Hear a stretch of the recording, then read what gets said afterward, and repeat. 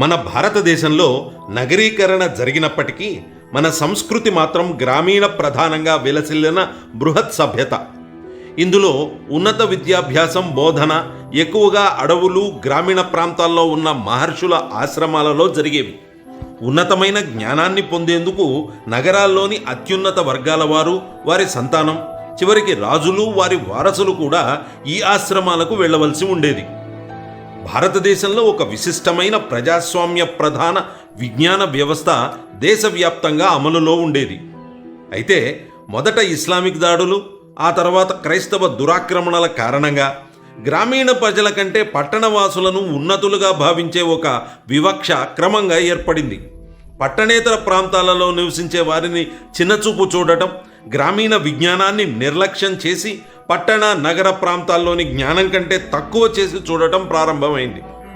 శాస్త్రీయం, జానపదం అనే పాశ్చాత్య దేశాల వర్గీకరణను భారత సమాజంపై రుద్ది పట్టణేతర ప్రాంతాల వారిని, మరీ ముఖ్యంగా గ్రామీణ ప్రాంతాల ప్రజలను ఏమీ తెలియని జానపదులుగా చూడటం మొదలైంది.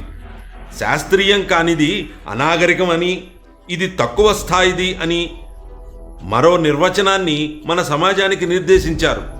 దాంతో సామాజిక సామరస్యత, ఆరోగ్యం, సాంకేతికత, ఆహారపు అలవాట్లు, ప్రకృతి ప్రాధాన్యత మొదలైన అనేక అంశాలలో భారతదేశంలో ఉన్న అపారమైన అనుభవం, విజ్ఞానం, విచక్షణలను గణనీయంగా కోల్పోయాం.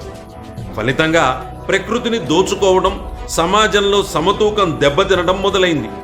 ఈ కృత్రిమ విభజనను రూపుమాపి పట్టణ ప్రాంతాల్లోనే కాక ఇతర ప్రాంతాల్లో నివసించే ప్రజల గొప్ప జ్ఞానం, వివేకం, సాంస్కృతిక నైతికతను సమకాలీకరించి పట్టణవాసులతో అనుసంధానించాలి.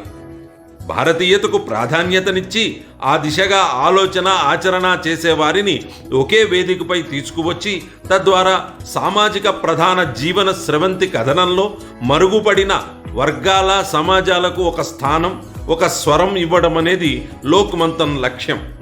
తమ పూర్వీకుల నుంచి సంప్రదాయంగా వచ్చిన విజ్ఞానాన్ని, వివేకాన్ని వీరు తిరిగి దక్కించుకోవాలి.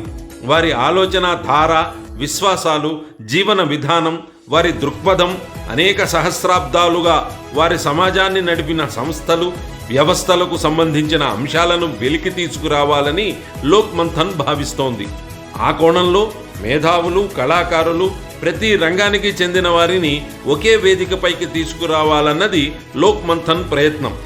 జానపదుల కళలు, జీవన శైలి, పద్ధతులు, సంప్రదాయాలు, సంస్థల వంటివన్నీ గొప్ప శాస్త్రీయ అంశాలుగా చెప్పుకుంటున్న వాటికి ఏమాత్రం తక్కువ కాదని ఘంటాపదంగా చూపించేందుకే ఈ బృహత్ కార్యక్రమం.